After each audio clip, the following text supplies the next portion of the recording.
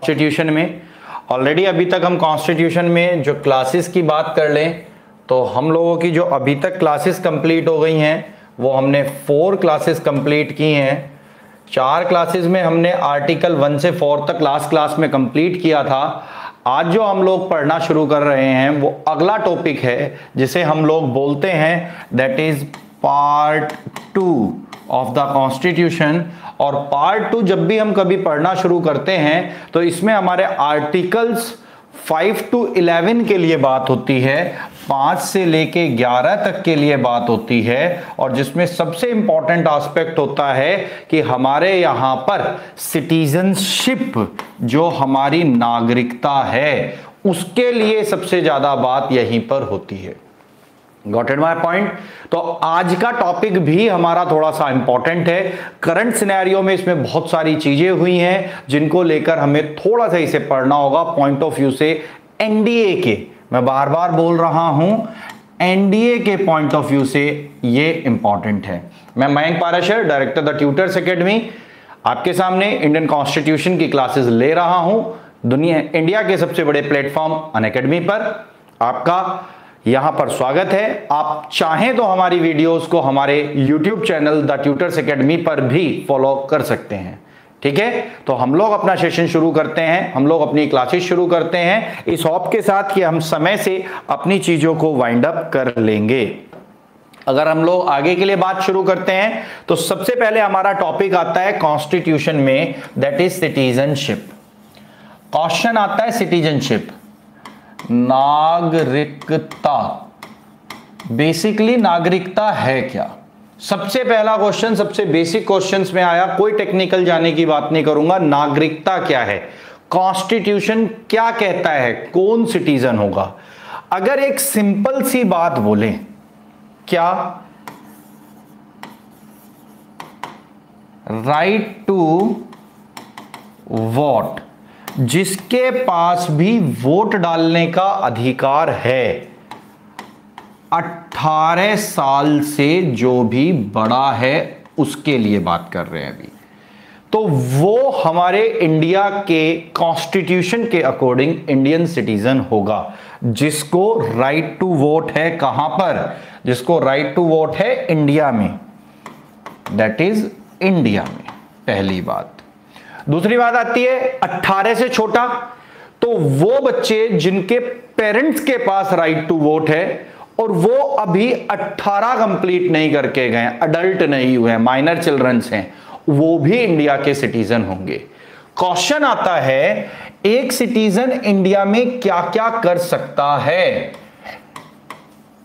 Every post, जो भी post आपको लगता है उसको वो होल्ड कर सकता है। Example, president, vice president, prime minister, home minister, defence minister, governor, Lok Sabha speaker, deputy Lok Sabha speaker, जो जो मर्जी पोस्ट, चाहे वो हमारे कॉन्स्टिट्यूशन में कॉन्स्टिट्यूशनली ली गई हो या नॉन कॉन्स्टिट्यूशनल पोस्ट हो, बट वो अगर इंडिया का सिटीजन है तो वो यहां पर पार्टिसिपेट कर सकता है, इलेक्शंस में पार्टिसिपेट कर सकता है, अटॉर्नी जनरल बन सकता है, कॉर्पोरेटर ऑडिटर जनरल बन सकता है, इलेक्शन कमीशन में जा सकता है, यूपीएससी में जा सकता है, वीमेंस कमीशन में जा सकता है, एससी एसटी कमीशन में जा सकता है। अ लॉट ऑफ, मतलब जितनी भी तरह की आपके दिमाग में चीजें आ सकती हैं, मान लीजिएगा इंडियन सिटीजन वो कर सकता है।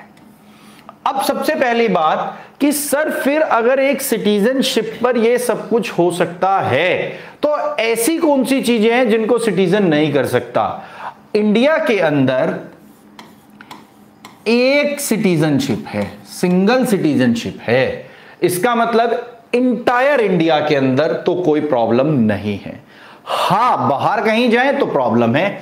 अब ये एक मैंने वर्ड लिखा, इसमें अगर हम 2019 जम्मू एंड कश्मीर जो हम पढ़कर पहले आ चुके हैं उसको छोड़ दें, जो Jammu and Kashmir state alteration act आया, उससे पहले आर्टिकल 370 के under Jammu and Kashmir dual citizenship रखता था, जो कि हम पहले पढ़ चुके हैं।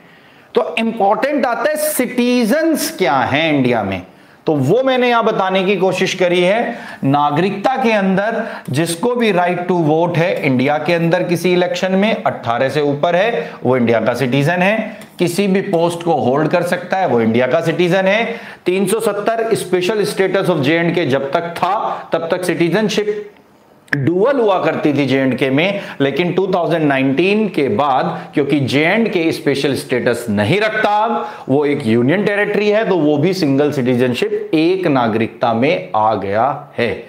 और मजे की बात, यही सिटीजनशिप हमारा यूनिटरी जो हम बात कर रहे थे, याद करिएगा हमने शुरुआत में बात करी थी फेडरल स्ट्रक्चर और यूनिटरी फीचर्स, तो यूनिटरी फीचर भी ये हमारा बनाता है कि हमारे यहां सिंगल सिटीजनशिप है। अब क्वेश्चन आता है कॉन्स्टिट्यूशन इसके बारे में क्या कहता है। तो कॉन्स्टिट्यूशन बच्चे इसके बारे में कुछ कुछ चीजें बोलता है। अगर मैं थोड़ा सा आपके लिए इसे बड़ा कर दूं और मैं एक एक आर्टिकल करके आपके सामने हूं, तो जब हम लोग टेबल पर आते हैं तो टेबल पर सबसे पहले आता है आर्टिकल नंबर 5। आर्टिकल नंबर 5 कहता है कि सिटीजनशिप जो हमारे कॉन्स्टिट्यूशन ने इंडियंस को दी है वो पूरे के पूरे फीचर हमारे आर्टिकल नंबर 5 में लिखे हुए हैं।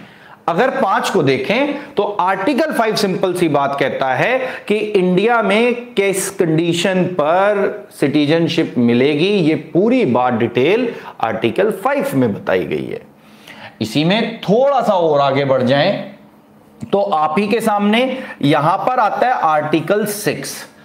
आर्टिकल 6 कहता है कि वो सिटीजनशिप, राइट्स ऑफ सिटीजनशिप जो यहां लिखा है, सर्टेन पर्सन जो मर्ज्ड हो रहा है, मिग्रेटेड हो रहा है इंडिया फ्रॉम पाकिस्तान। क्यों?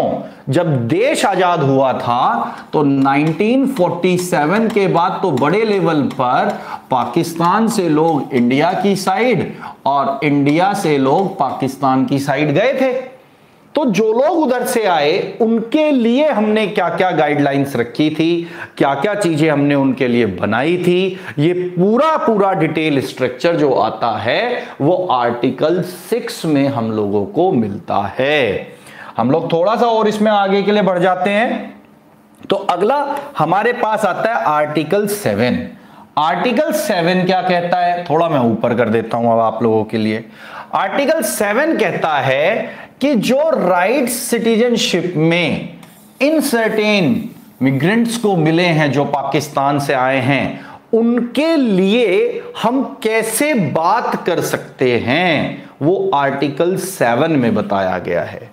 जबकि आर्टिकल 8 जो आपके यहां पर है वो सिंपल कहता है कि वो सारे के सारे सिटीजन्स जो इंडियन ओरिजिन के हैं लेकिन किसी वजह से इंडियन ओरिजिन के हैं बट किसी वजह से वो कहां रहे हैं, आउटसाइड इंडिया। तो अब यहां पर कुछ बच्चों को बहुत सारी परेशानियां आ जाती हैं। मैंने बहुत सारे बच्चों को ये परेशानियां कहते हुए कई बार सुना है कि सर जो यहां होते हैं उन्हें NRI कहते हैं क्या, पहली बात, या उन्हें OCI कहते हैं क्या, ओवरसीज सिटीजन ऑफ इंडिया, या इन्हें सर हम लोग किसी और terminology that is PIO persons of Indian origin के नाम से जानते हैं क्या। तो ये सारी की सारी टर्मिनोलॉजी अभी आगे मैं डिस्कस करूंगा आप लोगों के साथ। पहले सिंपल इतना कि आर्टिकल 8 कहता है जो सिटीजन इंडिया के हैं बट किसी भी सर्कमस्टेंसेस में वो इंडिया के बाहर रह रहे हैं तो उनको यहां पर ये बात कही गई है। ठीक, हम थोड़ा और आगे की तरफ बढ़ जाते हैं। आर्टिकल 9 हमारे सामने होता है, ये कहता है voluntary acquired the citizenship. Voluntary किसी आदमी ने ले ली हो किसी भी फॉरेन स्टेट की, not to be a citizen. हमारे यहां सिटीजन नहीं होगा, ये शॉर्ट है। क्यों? अगर वो किसी दूसरे देश की सिटीजनशिप ले रहा है तो किसी भी हालात में वो इंडिया का सिटीजन तो नहीं हो सकता। क्यों नहीं हो सकता, क्वेश्चन आता है ये। उसका सबसे बेसिक रूल यही है कि इंडिया में 3 तरीके से सिटीजनशिप छोड़ी जा सकती है। या तो वो गवर्नमेंट को इन्फॉर्म कर दे या गवर्नमेंट को पता चल जाए उसने ले लिया, गवर्नमेंट उसे टर्मिनेट कर दे, या बेसिकली उसने जो अप्लाई करके इंडियन सिटीजनशिप ली थी बाय नेचुरलाइजेशन या बाय रजिस्ट्रेशन, उसमें कोई फॉल्टी डॉक्यूमेंट्स मिल जाए। तीन ही तरीके हैं और वो पूरा का पूरा प्रोसेस हमें आर्टिकल 9 में लिखा हुआ मिलता है। आर्टिकल 10 क्या कहता है? हमारे यहां के बंदों के राइट क्या हैं सिटीजनशिप से रिलेटेड, हमारे यहां जो लोकल इंडियन रेजिडेंट्स हैं उनके सिटीजनशिप राइट क्या हैं। और आर्टिकल 11 क्या कहता है कि पार्लियामेंट रेगुलेट करेगी right to citizen by law. By law क्यों? क्योंकि अभी सिटीजनशिप अमेंडमेंट एक्ट 2019 में भी एक हुआ है जिसको इंडियन गवर्नमेंट ने बदला है। तो आप लोगों के लिए अब अगर इसे मैं थोड़ा सा छोटा कर दूं तो एक ही शॉर्ट में ये सारी की सारी चीज आपके सामने आ जाती है कि एग्जैक्टली किस तरीके से हमारे आर्टिकल 5, 6, 7, 8, 9, 10 और 11 डिटेल बात करते हैं। ये तो बात वो रही जो हमारे कॉन्स्टिट्यूशन में लिखी है या हमारी एनसीईआरटीज या डिफरेंट बुक्स में लिखी है। लेकिन सर इनसे हमारा क्वेश्चन तो सॉल्व नहीं होगा। क्वेश्चन के लिए तो हमें बेसिक्स को पकड़ना पड़ेगा। अब बेसिक्स को पकड़ने के लिए हमें जो समझना होगा वो इस बात को पकड़ना होगा कि एग्जैक्टली वो कौन कौन सी चीज है इनमें जो हमारे इंडियन सिटीजन और बाकी लोगों में हमें डिफरेंस पैदा करके दिखाएंगी। जैसे आगे शुरू करते हैं। जैसे हमने कहा एक इंडिया का अपना सिटीजन, कोई भी आप में से कोई भी एक लड़का जो भी इसको देख रहा है वो सिटीजनशिप ले सकता है। A person who enjoy full membership of the community in which he lives.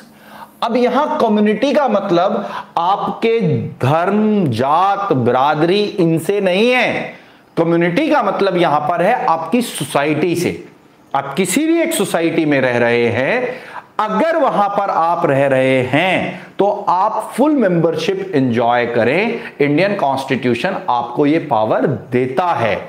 इसका मतलब क्या हुआ कि सपोज कोई भी बंदा, अब वो चाहे हिंदू हो, मुस्लिम हो, क्रिश्चियन हो, बुद्धिस्ट हो, जैनिज्म हो, ज्यूज हो या अदर ईटीसी, कोई भी लिख देते हैं, पंजाबी हो, कोई भी ये जितने भी रिलीजियस में हैं वो अपने रिलीजियस में रहे या किसी और सोसाइटी के रिलीजियस में आके रहे, if he is the citizen of India तो उसको पूरा प्रिविलेज है कि वो अपने कस्टम्स को फॉलो अप कर सकता है। बट कब? जब वो कस्टम कानून के थ्रू भी वैलिड माने जाते हो। कानून भी कहता हो, इंडियन कॉन्स्टिट्यूशन के बाद Indian administration law and system कहता हो कि हां ये बातें ठीक हैं। अगली बात आती है सिटीजन्स आर डिफरेंट। किन से डिफरेंट हैं? वो जो इंडिया के नहीं हैं उन्हें कहा जाता है एलियन, विदेशी, बाहर मूल के, विदेशी मूल के। ये इंडिया के नहीं हैं। तो जो लोग इंडिया के नहीं हैं उनको किसी भी हालात में हम एंजॉय करने की पावर नहीं दे सकते अपने कुछ सर्टेन फंडामेंटल राइट्स। अब ये फंडामेंटल राइट्स क्या हैं? जब हम आर्टिकल 15, 16, 19, 29 और 30 के लिए बात करते हैं तो 15 में एक सिंपल सी बात आती है डिस्क्रिमिनेशन। तो प्रॉपर है कि हम यहां डिस्क्रिमिनेशन करेंगे। 15 हमारे यहां कहता है race, caste, sex, birth place and other aspects पर कोई डिस्क्रिमिनेशन नहीं होगा। विदेशी मूल के साथ हम ऐसा कोई भी रिस्ट्रिक्शन नहीं रखते हैं। हम उनको उनके कंट्री या उनके निकनेम्स या जो भी ये बोलना चाहते हैं उससे बुला सकते हैं, बिकॉज वो उस समय पर हमारे इंडिया का सिटीजन नहीं है। He is a alien. अब क्वेश्चन आता है सर ये एलियंस होते कौन है? तो एलियंस होते हैं हाई कमिश्नर्स, एम्बेसडर्स, जिन्हें हम बोलते हैं विदेश सचिव, उच्चायुक्त, जो बाहर के देश से हमारे यहां पर अपने कंट्री को रिप्रेजेंट करने आए हैं, एम्बेसीज में रहते हैं और अपने कंट्री को रिप्रेजेंट करते हैं। उनको हम इंडिया की सिटीजनशिप के अकॉर्डिंग अपने फंडामेंटल राइट्स नहीं देते हैं। 16 हमारे एम्प्लॉयमेंट में बात करता है, सबको बराबरी का दर्जा है, उनको नहीं देंगे भाई। उनको कैसे नौकरी देते हैं इंडिया में? हमारे अपने सिटीजन्स के लिए वो जॉब है, ना कि उन लोगों के लिए जो एनिमी एलियन हैं या एलियन हैं। एनिमी जो दुश्मन देश के हैं और जो नॉर्मल एलियन है वो नॉर्मल है। चलें आगे। 19th आर्टिकल हमारे यहां फ्रीडम देता है स्पीच का, एक्सप्रेशन का, एसोसिएशन का, असेंबली का, ट्रेड का, बिजनेस का, हाउस का, मतलब फ्रीडम्स है हमारे पास। ये उनको कैसे दे दें? कहीं भी खड़े होकर वो नहीं बोल सकते हैं without the permission of government of India. यही बात आप लोगों को ध्यान रखनी होती है कि ये उनको नहीं मिलता है, and cultural and educational rights भी उनको नहीं मिलते हैं। तो अगर मोटा मोटा यहां पर ध्यान दें तो इंडिया का एक सिटीजन जो भी सिटीजनशिप राइट्स रखता है वो प्रेसिडेंट से लेके नीचे सबसे छोटी पोस्ट होती है पियोन, कुछ भी बन सकता है, कोई सा भी इलेक्शन लड़ सकता है बशर्ते वो उसकी एलिजिबिलिटी रखता हो। राइट टू वोट हर इलेक्शन की बेसिक एलिजिबिलिटी है कि आइदर लोकसभा और राज्यसभा और लोकसभा और विधानसभा में वो राइट टू वोट रखता हो। 18 साल के बाद वो रजिस्टर्ड वोटर हो, एनी पार्लियामेंट्री और एनी कॉन्स्टिट्यूएंसी। इसके बाद बात करें, जितनी ऑफिशियल गवर्नमेंट पोस्ट हैं उनको सबको होल्ड कर सकता है। कौन उनको नहीं कर सकते? एनिमी एलियन नहीं कर सकते। अब यहां पर एक क्लियरिटी करो। कई बार आप लोगों ने सुना होगा कि कोई एक पर्टिकुलर पार्टी किसी दूसरी पर्टिकुलर पार्टी को बोलती है कि वो इंडिया के नहीं है। ट्रू, कोई ऑब्जेक्शन नहीं है, हम भी कह रहे हैं कि नहीं है, बट कब? जब तक उन पे इंडिया की सिटीजनशिप नहीं थी। जब उन्होंने इंडिया की सिटीजनशिप ले ली और उसके बाद वो कॉन्टिन्यूअसली पिछले 15 साल 20 साल से मेंबर ऑफ पार्लियामेंट हैं, यूपीए की चेयरपर्सन रही हैं, तो ऐसा नहीं हो सकता कि हम उनको कहें कि वो विदेशी मूल की हैं। सॉरी, यहां पर वो गलती करते हैं। टेक्निकली बात करें तो गलती करते हैं, बट मैं ये नहीं कहूंगा जो बोल रहे हैं वो गलत है। सॉरी, मैं किसी के ना फेवर में ना अगेंस्ट में, बट मैंने एक एग्जाम्पल आपके सामने बोलने की कोशिश करी है ताकि आपको समझ में आए कि हां वो भी उस पोस्ट को होल्ड कर सकती हैं। चलें आगे। आगे के लिए जब इसके बाद हम बढ़ते हैं तो अगला हमारे सामने आता है कि भाई एक सिटीजन जो है उसके पास right to hold certain high offices. कौन कौन से हाई ऑफिसेज?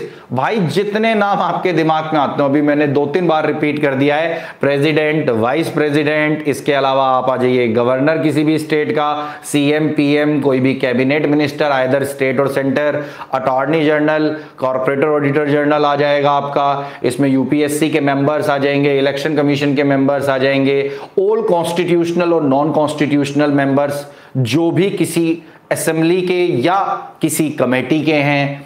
आप किसी भी गवर्नमेंट पोस्ट, सीनियर आईएएस से लेकर जूनियर पियोन तक की बात कर लें, वो होल्ड कर सकता है अगर उसके पास भारत की नागरिकता है। क्योंकि आप भी कभी कोई एनडीए का फॉर्म भरा होगा तो उसमें एक ऑप्शन आता है RUR, तो ऑप्शन में लिखा होता है इंडियन। अगर आप इंडियन हैं दैट मीन्स कि हां ये इंडिया के नागरिक हैं, इन पे इंडिया की सिटीजनशिप है, तो ये हमारी फौज के लिए अप्लाई कर सकते हैं। अब क्वेश्चन उठेगा सर फौज में तो कुछ और नेशंस के भी बच्चे जाते हैं। बिल्कुल, जो हमारे फ्रेंडली नेशंस हैं उनको भी हम अपने साथ ट्रेनिंग के लिए इनवाइट करते हैं और उनके लड़कों को भी हम ट्रेंड करते हैं। बट इस बात का मतलब बिल्कुल नहीं है कि आफ्टर पासिंग आउट परेड वो हमारी इंडियन गवर्नमेंट या भारतीय थल सेना, वायुसेना या नेवी, नौसेना, आर्मी, नेवी, एयरफोर्स, इनमें कहीं सर्विस करेंगे। पासिंग आउट के बाद वो अपने अपने नेशंस को फॉरवर्ड कर दिए जाते हैं। Got it my point? अगली बात कर लेते हैं, right to vote to elect a member in any election और the several citizen to India. Reserved है। क्यों रिजर्व्ड है? अभी मैंने बात बताई थी आपको, ये एक इंडिया की सिटीजनशिप नहीं है तो इलेक्शन तो भूल जाइए भाई। कोई भी वो बंदा इलेक्शन लड़ सकता है जो इंडिया का सिटीजन है, बशर्ते सिटीजन के साथ साथ जो भी कॉन्स्टिट्यूशन ने या इलेक्शन कमीशन ने गाइडलाइंस दी हैं उनको भी फुलफिल करता हो। जैसे एक एग्जांपल है, यूपी में एक जगह पड़ती है बिजनौर, वहां की एक लेडी है, दिल्ली में ऑटो रिक्शा चलाती हैं वो पिछली 2 बार से रेगुलरली प्रेसिडेंट इलेक्शन का फॉर्म भरती हैं। बट वो इंडिया की सिटीजन है, फॉर्म भर सकती हैं, कोई ऑब्जेक्शन नहीं है, बट बाकी नेसेसिटी कंडीशन वो फुलफिल नहीं कर पाती और लेटर ऑन उनका फॉर्म कैंसल हो जाता है, बट वो पार्टिसिपेशन कर रही हैं पिछले 2 बार से। Got it my point? तो हर एक कर सकते हैं। दूसरा, हमारे यहां कोई भी स्टेट की सिटीजनशिप नहीं है। 28 स्टेट्स हैं हमारे पास, 28 स्टेट्स और 8 यूटीज में से कोई भी कल खड़े होकर ये नहीं कह सकता कि मेरे पास ये स्टेट की अलग से सिटीजनशिप चाहिए या मैं बनूंगा। सॉरी, नहीं मिल सकता। इसीलिए जब आप लोगों ने कभी ध्यान दिया हो तो आपका जो वोटर आईडी बनता है उस वोटर आईडी पर भारत सरकार लिखा होता है, ना कि उस पर्टिकुलर स्टेट का नाम।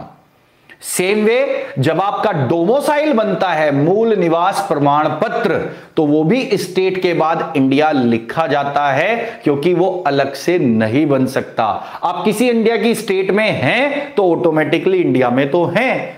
तो ये एक इंपॉर्टेंट एस्पेक्ट है कि हमारे यहां पर सिंगल सिटीजनशिप है। अब कई लोग कहते हैं कि सर जो ओवरसीज सिटीजन ऑफ इंडिया हैं उनको तो डुअल मिल गई है, दोहरी नागरिकता है। भाई, उनको राइट टू वोट नहीं मिला है, उनको दोहरी नागरिकता में सिर्फ इतनी बात दी गई है कि वो इंडिया में आकर अपना इन्वेस्टमेंट कर सकें, उन्हें राइट टू वोट नहीं दिया गया है। तो ये बात थोड़ा सा क्लियर करिएगा। आगे के लिए बढ़ जाते हैं। आज हमारा सिटीजनशिप एक्ट जो है 1955 के अकॉर्डिंग हम लोग चलते हैं, बट स्टिल इसको हमने वेरियस टाइम्स पर चेंज किया है, जिसमें लेटेस्ट अभी 2019 का है। अभी बात करेंगे इसके लिए कि 2019 में हमने इसमें क्या क्या किया है।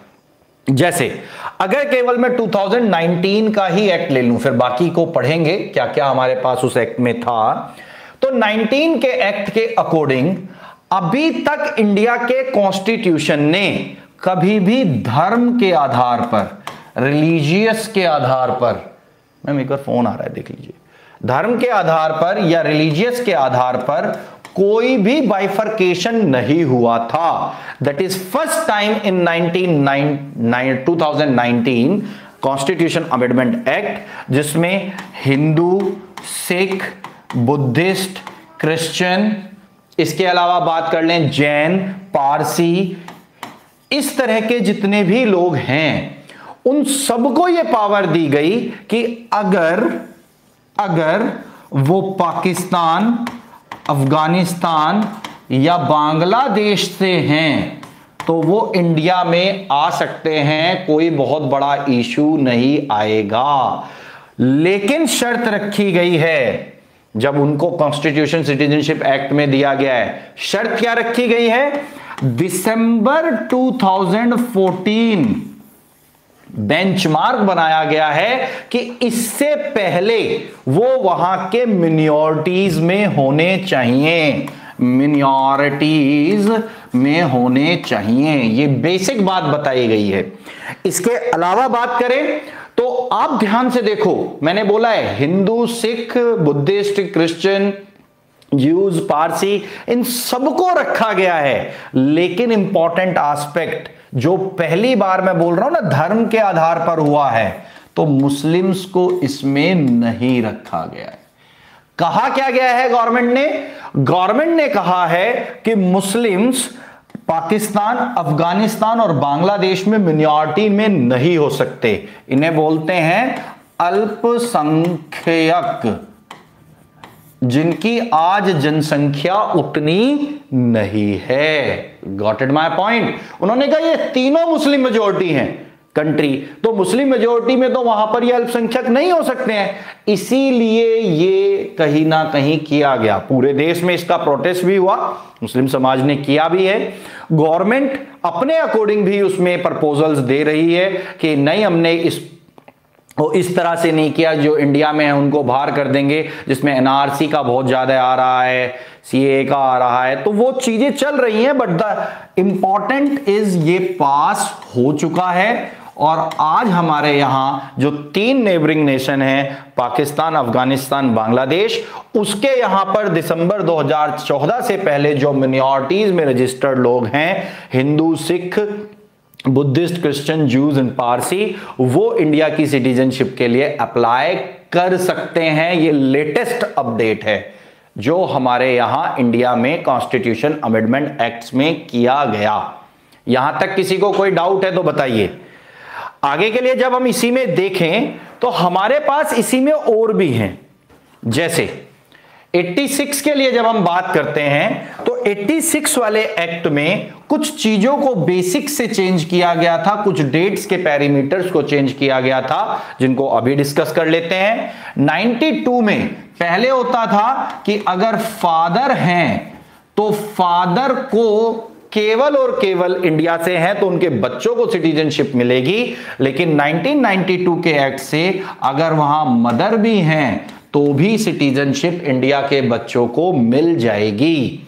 2003 में बात कर लें, 2003 और 2005 दोनों इंपॉर्टेंट हैं क्योंकि यहां पर पर्सन्स ऑफ इंडियन ओरिजिन के लिए बात की गई थी 2002-2003 में, एंड 2005 में बात करें तो OCI के लिए बात की गई थी। इसके लिए मैं एक सेपरेट वीडियो बनाऊंगा कि पर्सन्स ऑफ इंडियन ओरिजिन उनके लिए क्या क्या रिक्वायरमेंट है, ये जो हमारे OCI हैं इनके लिए क्या क्या इंपॉर्टेंट है। क्या OCI हमारे यहां पर सिटीजन है, ओवरसीज सिटीजन ऑफ इंडिया? तो नहीं है, उन्हें राइट टू वोट नहीं है।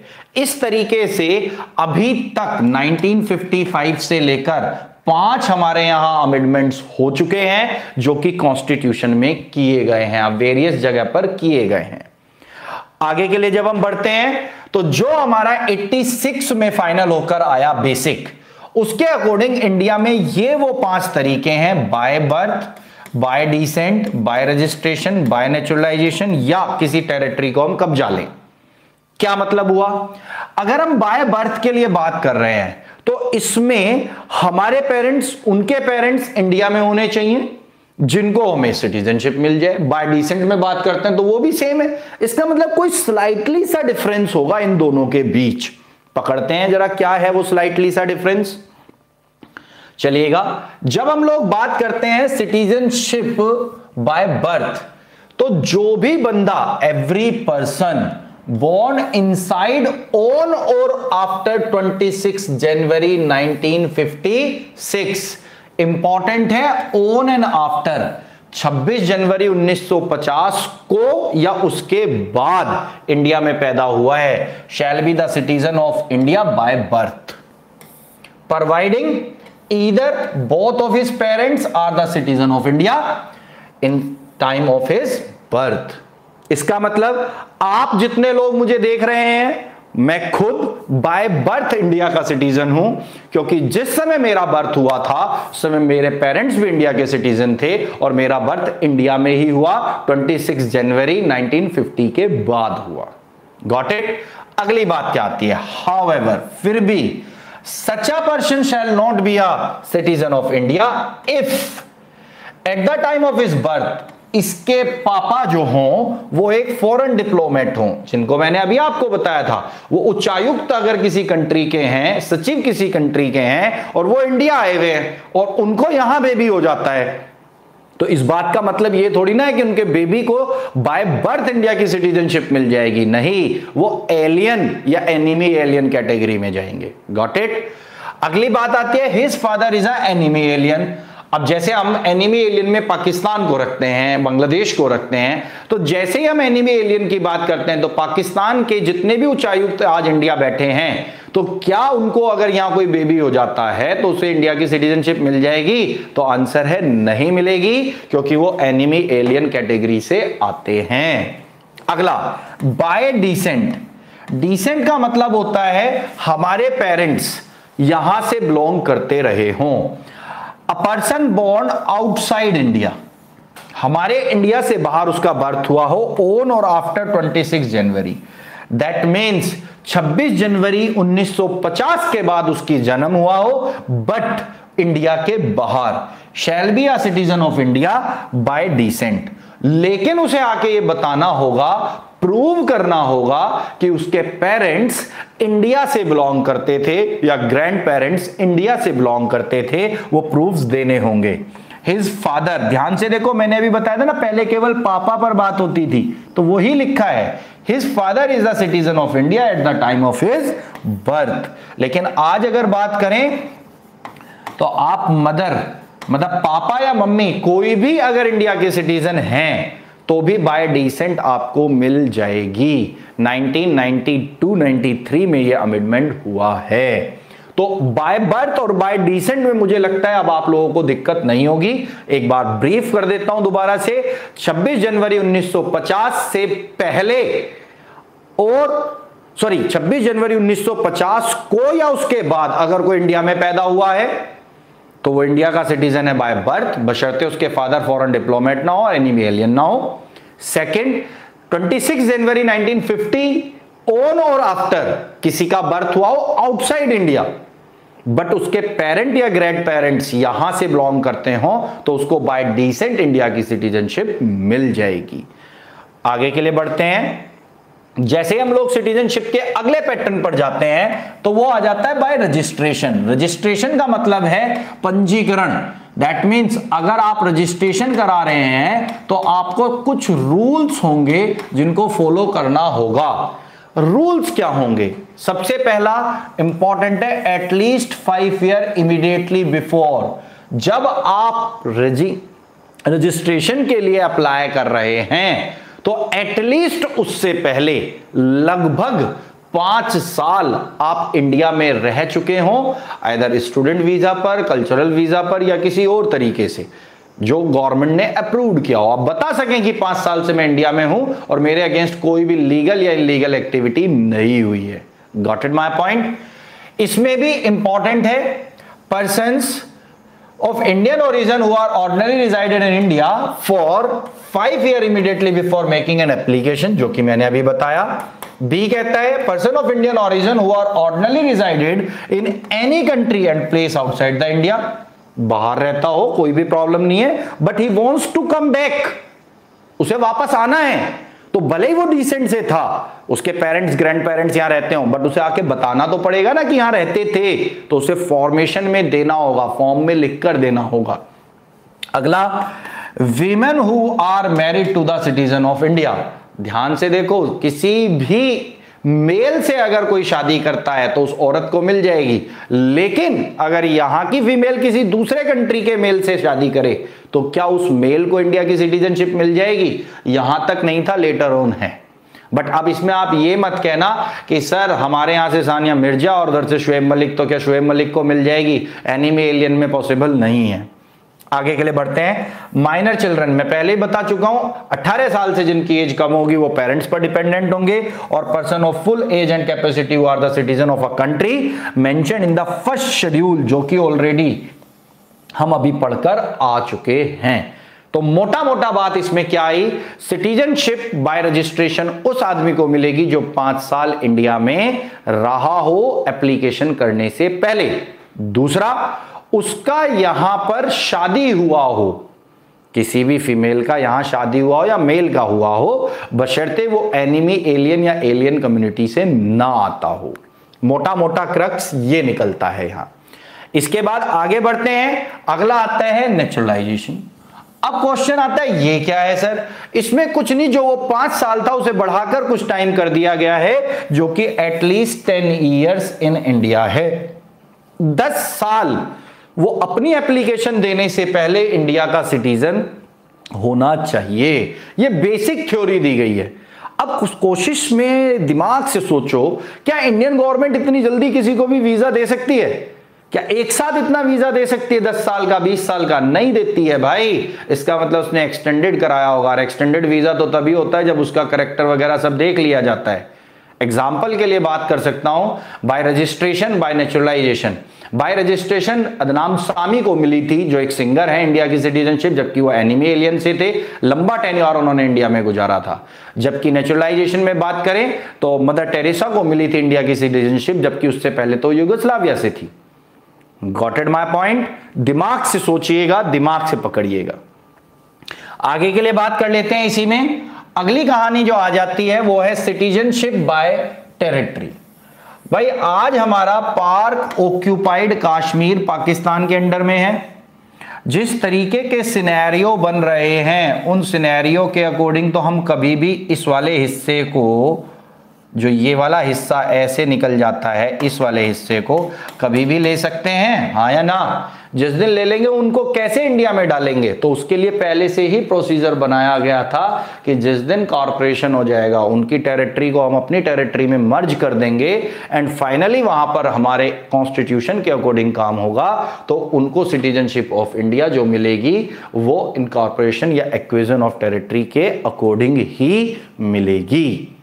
Got it my point. अब तक हमने 5 चीजें पढ़ी, by birth, bye decent, bye registration, by naturalisation and bye incorporation of territory, कैसे हम हथिया सकते हैं। अब क्वेश्चन आता है सिटीजनशिप कैसे खत्म होगी भाई, कैसे जा सकती है। इसमें आज तक कोई चेंज नहीं किया गया, 1955 से आज तक सेम चले आ रही है। पहली है आपकी दैट इज रिनाउंसिएशन।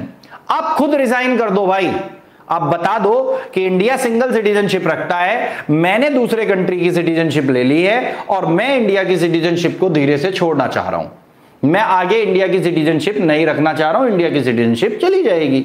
लेकिन दूसरा फिनोमिना कहता है आपने किसी दूसरे कंट्री की सिटीजनशिप ले ली बट इंडियन गवर्नमेंट या इंडियन एम्बेसी को यह इन्फॉर्म नहीं किया कि मैंने वहां की सिटीजनशिप ले ली, मेरी इंडिया की हटा दो, और वो खुद या दूसरे देश की एम्बेसी ये बात उन्हें बताए कि आपके यहां के बंदे ने हमारे यहां की सिटीजनशिप ले ली है, आप उसके अकॉर्डिंग आगे मूव करें, तो Indian government, Indian embassy immediate उसे टर्मिनेट करती है, इमीडिएट उसकी सिटीजनशिप को हटा देती है। लास्ट आता है प्रीवेशन। अगर आपका बाय रजिस्ट्रेशन या बाय नेचुरलाइजेशन इन दोनों में से किसी में भी रजिस्ट्रेशन हुआ था सिटीजनशिप के लिए, तो भाई आपने अगर कोई फॉल्टी, फेक या किसी भी तरह के वो डॉक्यूमेंट्स दिए हों जिनका फ्यूचर में पता चले कि वो गलत थे, उनमें एग्जिस्टेंस ही नहीं था जो बात आप प्रूव कर रहे थे तब, या उस समय पर आपने सरकारी सिस्टम को कुछ गलतियों से या अपने पावर का इन्फ्लुएंस से उन्हें डिस्टर्ब किया और उन्होंने ये सब चेक ही नहीं किया, तो सिटीजनशिप आपका इमीडिएट कैंसिल कर दिया जाएगा। हमने आज क्या क्या पढ़ा है उसको पूरा रिवाइज करा देता हूं एक बार। सबसे पहले सिटीजनशिप पार्ट 2 में है, आर्टिकल 5 से 11। सिटीजनशिप किन किन लोगों को मिलेगी, जो भी इंडिया में राइट टू वोट रखते हैं वो किसी भी पोस्ट पे जा सकते हैं, कोई भी इलेक्शन लड़ सकते हैं। अगली बात हमने क्या पढ़ी, सिटीजनशिप आर्टिकल 5 से लेके 11 तक किस किस आर्टिकल में क्या क्या लिखा है। अगली बात हमने क्या पढ़ी, सिटीजनशिप सिंगल है आज हमारे पूरे देश में, कोई भी डुअल सिटीजनशिप नहीं है। अगली बात हमने क्या पढ़ी, सिटीजनशिप मिलेगी कैसे, तो by birth, bye decent, bye registration, by naturalisation and bye incorporation of territory. Constitution amendment कितनी बार हुआ सिटीजनशिप को लेके, तो 1955 के बाद से 1986 का कॉन्स्टिट्यूशन अमेंडमेंट एक्ट पढ़ा हमने, 1992 का पढ़ा, 2003 का पढ़ा, 2005 का पढ़ा एंड 2019 का पढ़ा जो अभी लेटेस्ट हुआ है। फिर आया कि वहां की सिटीजनशिप कैसे छोड़ी जा सकती है, तो 3 तरीके मैंने आप लोगों को बताए, इन 3 तरीके से सिटीजनशिप छोड़ी जा सकती है। इसके बाद अगर बात करें तो फर्स्ट सिटीजन कौन होगा हमारा, फर्स्ट सिटीजन कौन होगा, तो वो हमारे होते हैं दैट इज राष्ट्रपति, प्रेसिडेंट ऑफ इंडिया। तो ये बात थोड़ा सा दिमाग में रखिएगा कि प्रेसिडेंट ऑफ इंडिया जो हैं वो फर्स्ट सिटीजन इंडिया के होते हैं, उसके बाद हायरार्की लगनी शुरू होती है। तो अगर मैं ध्यान से देखूं तो ये पूरा का पूरा मैंने जो आप लोगों का loss of Indian constitution and all था, ये कंप्लीट पार्ट 2 किया है, जिसमें अगर हम ध्यान से देखें तो हमने सिटीजनशिप को पूरी तरह से करा है। हमारा नेक्स्ट टॉपिक जो अगला होगा वो पार्ट 3 होगा, जिसमें फंडामेंटल राइट आएंगे। अगर आप लोगों को लगता है कि हां आपको इस तरीके से एनडीए का कॉन्स्टिट्यूशन समझ में आ रहा है, तो आप मुझे फॉलो कर सकते हैं मयंक पाराशर के नाम से। हमारे YouTube चैनल पर भी आप लोग हमको फॉलो कर सकते हैं द ट्यूटर्स एकेडमी पर। एंड आप अगर आगे चाहते हैं कि हम लोग और अच्छे से आपके लेक्चर्स लाते रहें, तो प्लीज कमेंट बॉक्स में लिख दीजिएगा कि हां आप लोगों को किस तरह के लेक्चर्स और रिक्वायर्ड हैं। सेकंड, अगर किसी को कहीं पर कोई डाउट हो तो कमेंट बॉक्स में लिखिएगा, पक्का मैं उसका रिप्लाई करूंगा। आज के लिए इतना ही रखते हैं, तो जय हिंद, राधे राधे।